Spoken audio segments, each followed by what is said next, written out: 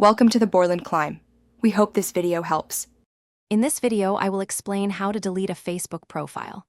First, it's crucial to understand the distinction between deactivating and permanently deleting your account. Deactivation is temporary, allowing you to return, while deletion is irreversible after a certain period. To start, you'll need to access your Facebook settings. Remember, once you initiate a permanent deletion, you typically have about 30 days to change your mind and recover your account. Let's clarify the difference between deactivating and deleting. When you deactivate, your profile disappears from Facebook, but your information, like photos and posts, is saved, allowing you to reactivate anytime. Permanent deletion, however, means your entire profile, including all your content, will be removed from Facebook servers.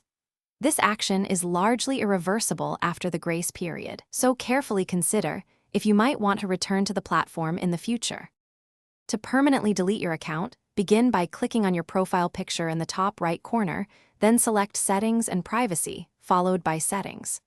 On the left-hand menu, find and click your Facebook information. Here, you'll see an option for deactivation and deletion. Choose this, then select Permanently Delete Account and click Continue to Account Deletion. Finally, confirm your decision by entering your password when prompted.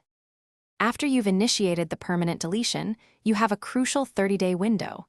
If you log back into your account within this period, the deletion request will be canceled and your profile will be restored.